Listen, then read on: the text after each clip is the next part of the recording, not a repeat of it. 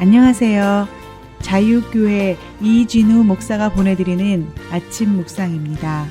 오늘도 예수 그리스도의 향기를 내는 복된 하루가 되시길 바랍니다.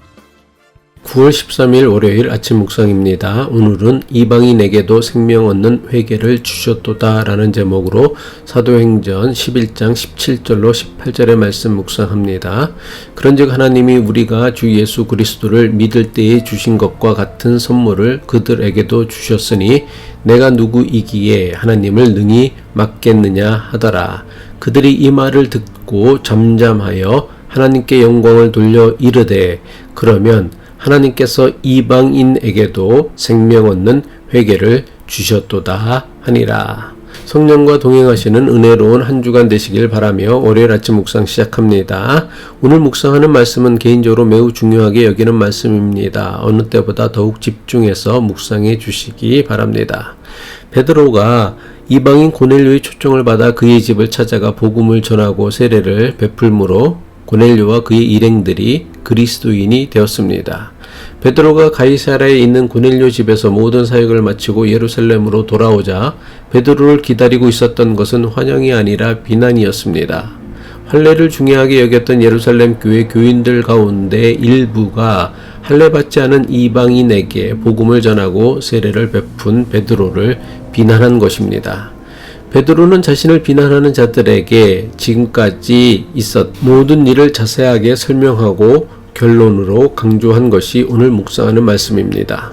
베드로는 할례받지 않은 이방인 고넬료와 그의 일행들에게 복음을 전하고 세례를 베푼 것은 자신의 의지가 아니라 전적으로 하나님께서 하신 일이라고 설명합니다. 하나님께서 마가의 다락방에서 기도하던 유대인들에게 성령을 선물로 주셨던 것처럼 자신이 복음을 전할 때 이방인 고넬료 일행에게도 하나님께서 성령을 선물로 주신 것을 보았다고 했습니다. 베드로가 전하는 복음을 들었던 이방인 고넬료 일행에게 성령이 임하신 것은 베드로의 능력이 아니었습니다. 이것은 전적으로 하나님께서 베풀어 주신 선물이었습니다. 한마디로 이방인 고넬료 일행에게 일어난 모든 일은 저들의 의지나 베드로의 능력으로 인해 일어난 일이 아니라는 것입니다. 이 모든 것이 오직 하나님께서 섭리하시고 역사하신 결과였던 것입니다. 베드로는 하나님께서 하시고자 하시는 일을 자신이 누구이기에 능히 가로막을 수 있냐며 이 모든 것이 하나님의 뜻과 섭리에 의한 것임을 고백합니다. 사도행전 11장 17절이죠. 그런즉 하나님이 우리가 주 예수 그리스도를 믿을 때에 주신 것과 같은 선물을 그들에게도 주셨으니 내가 누구이기에 하나님을 능히 막겠느냐 하더라. 하나님께서 보내시는 성령과 예수 그리스도를 통한 십자가 구원의 역사는 할례받은 유대인들에게만 주시는 특권이 아닙니다. 하나님께서 주시는 성령과 예수 그리스도를 통한 십자가 구원의 역사는 할례받지 못한 이방인들에게도 베푸시는 하나님의 선물입니다. 구원을 받아 하나님의 백성이 되는 것은 하나님께서 베푸시는 선물인 것이지 내 의지나 내 공로나 내 능력으로 이룰 수 있는 것이 아닙니다. 하지만 교인들 중에는 구원을 하나님의 선물이 아니라 자신이 노력하고 자신이 깨닫고 자신이 신실한 행위로 얻은 것이라고 착각하는 이들이 있습니다. 구원을 하나님의 선물이 아닌 자신의 공로로 여기는 착각은 이제 막 믿음을 가진 사람들보다 오히려 교회를 오래 다닌 사람일수록 더 빈번하게 나타납니다. 왜 그렇습니까?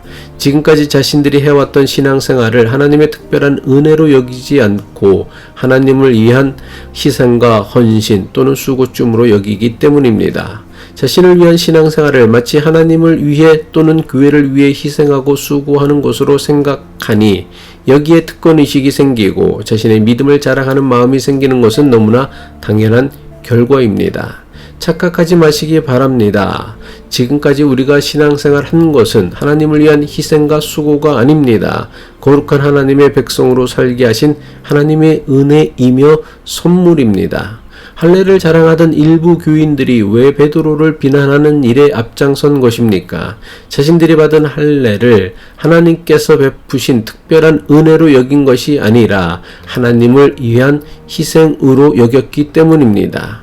할례를 하나님을 위한 희생과 헌신으로 여겼기에 하나님을 위해 아무런 희생도 헌신도 하지 않는 할례받지 않은 이방인들이 복음을 듣고 세례를 받는 것을 받아들일 수 없었던 것입니다. 베드로는 이것을 같은 선물을 그들에게 주셨다는 말씀으로 지적한 것입니다. 할례받은 자신들이 받은 구원이 하나님의 선물인 것처럼 하나님께서 똑같은 선물을 이방인들에게도 주셨습니다. 하나님께서 유대인이든 이방인이든 상관하지 않고 똑같은 선물을 주신 것을 가지고 사람이 뭐라고 말할 수 없습니다. 베드로를 비난하는 자들은 그의 설명을 듣고는 더는 아무 말도 할 수 없었습니다. 지금까지 베드로를 비난하던 자들이 마침내 잠잠해졌습니다. 할례로 구원받는 것이 아니라 하나님의 은혜로만 구원을 받았다는 것을 깨닫게 된 자들이 할 수 있었던 일이 무엇입니까? 저들이 할 수 있는 일은 자신들에게 값없이, 공로 없이, 대가 없이 구원의 은혜를 베푸시는 하나님께 영광을 돌리는 것 외에는 아무것도 할 일이 없었습니다.